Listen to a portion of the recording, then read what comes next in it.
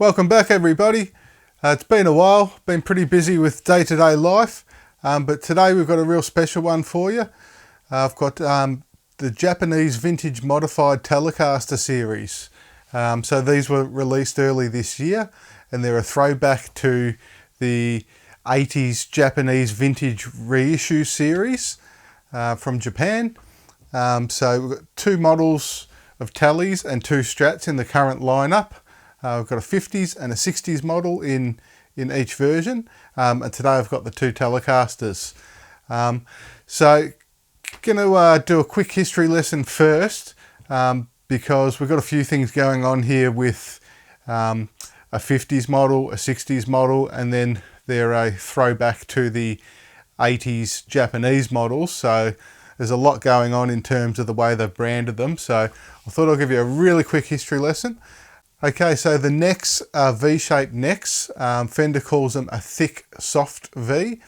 So in 1952 is when Fender came out with the V-shaped neck. First they came out with the soft V, and then later in 56 they came out with the medium V, and then in 57 they came out with the hard V. So I would think that thick V is referring to the medium V.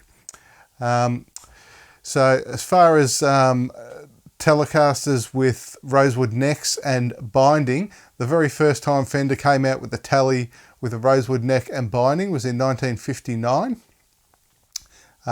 We've also got gold paint on one of these guitars here. So quick history on gold paint.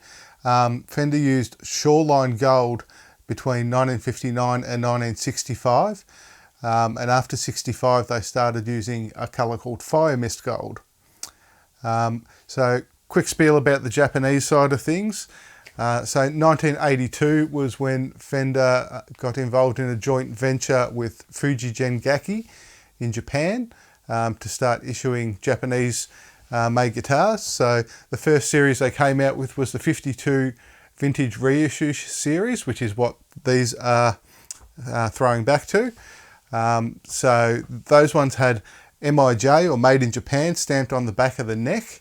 Now it stayed like that up until around 93, when Fujigen started having another company come in and start to build some stuff for them, which was a Dynagaki. So at that point in time, any guitars that came out of those factories had CIJ on the back of the neck, crafted in Japan.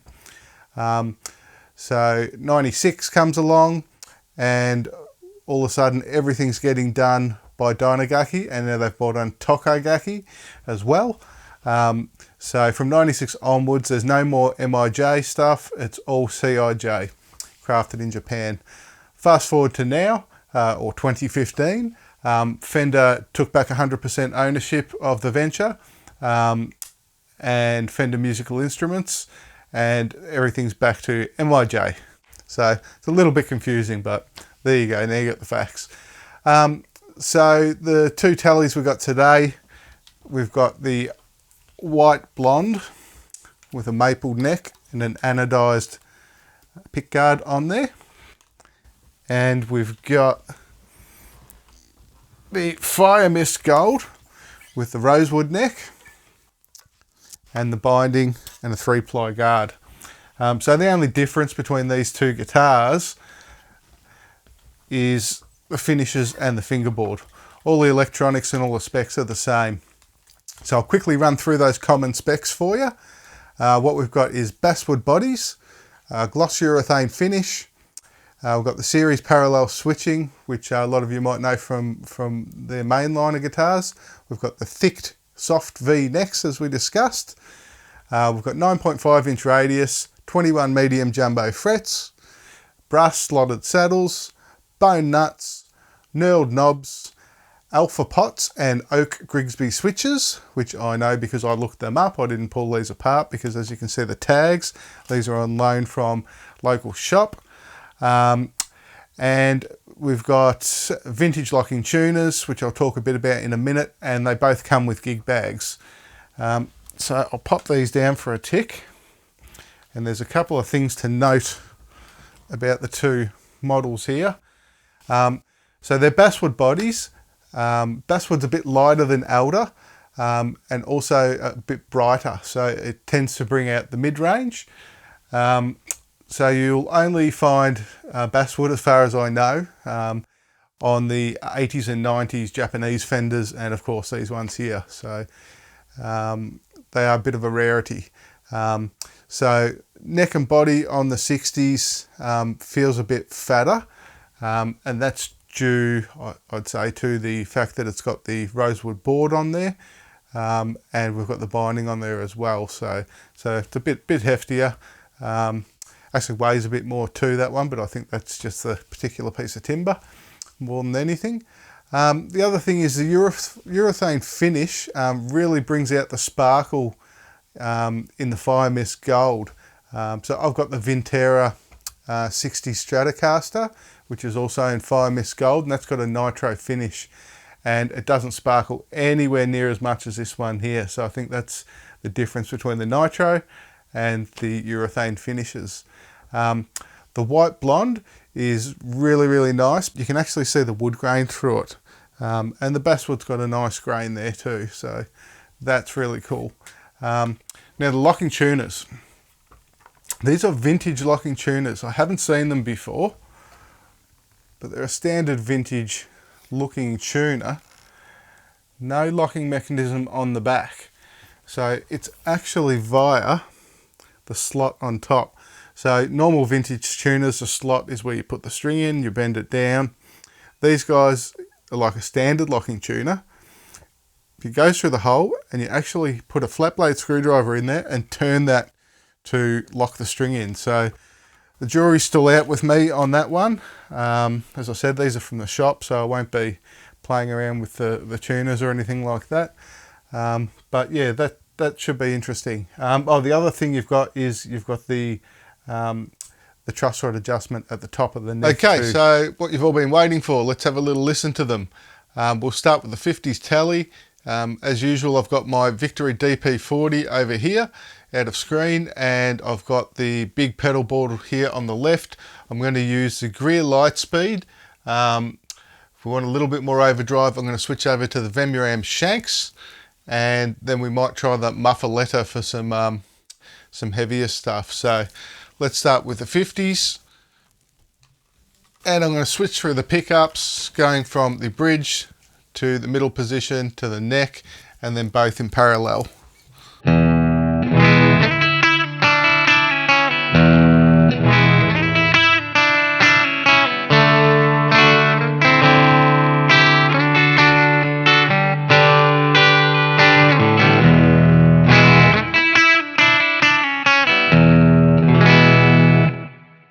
Go to the middle position.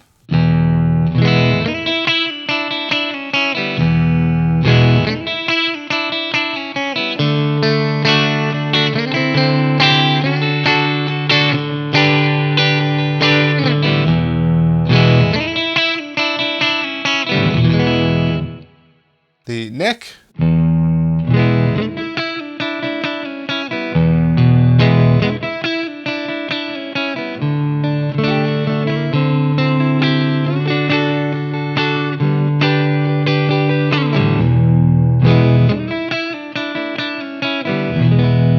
And both together.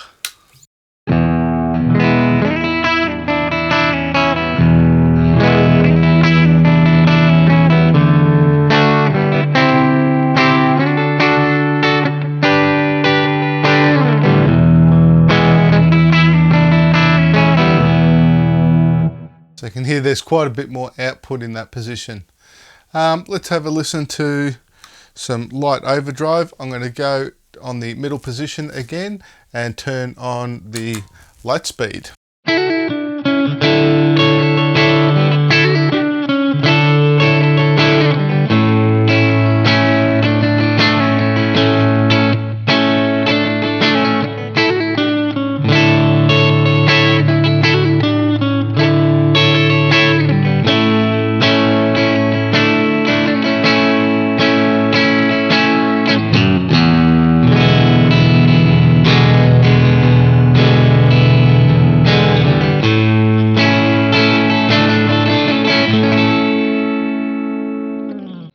Okay, let's get a little bit more gain going and we'll try the neck position and see how this thing rocks out. What I'm going to do is I'm going to stack the Vemuram shanks with the light speed.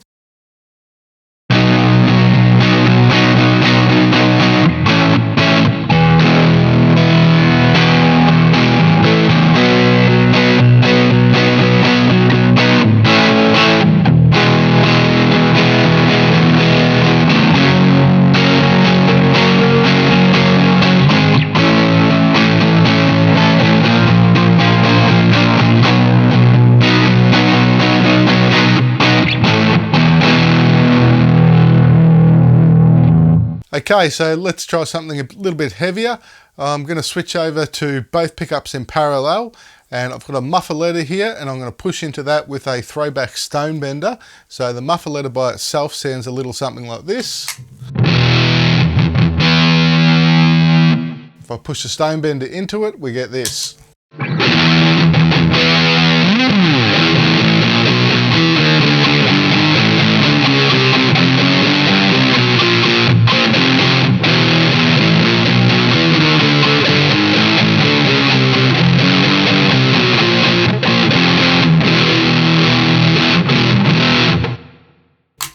Cool. So we've got the 60s model now. Now isn't that a beautiful colour? It's just amazing, that gold. And it's a bit hard to see on the camera. It doesn't come up too great, but it really sparkles too in the light. And under stage lights, this will change different hues with the different lighting on it. So, okay, so let's start again in the bridge position. I might put the light speed on again for a little bit of dirt, and we'll move up through the pickups.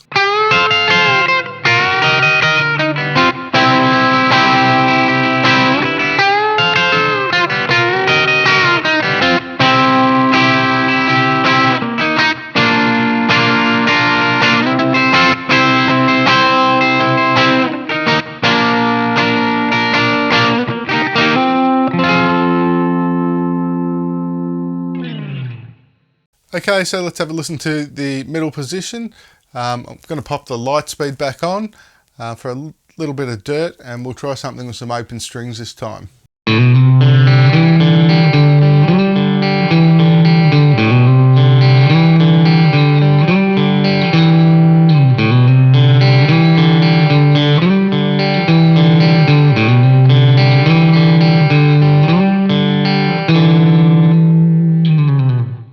Okay, so let's try a little bit more gain and we'll switch over to the neck pickup.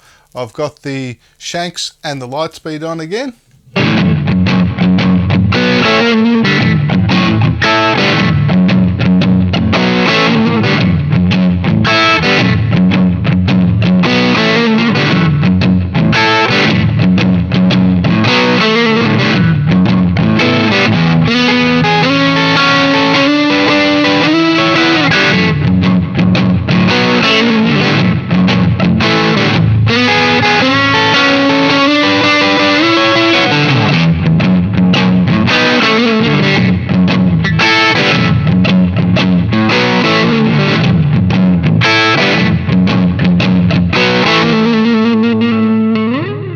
Okay, so in the parallel position, I've got the light speed and the shanks on together again, and come up with a little bit of a Jeff Becky sort of thing. So let's have a listen to that.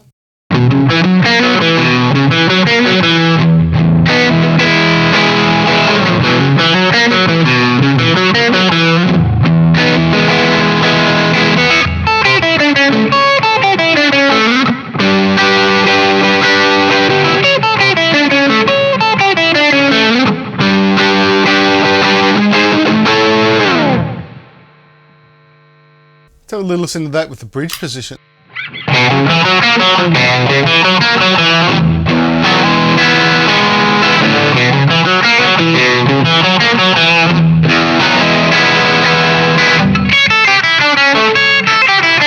guys, well thanks for sticking with me till the end.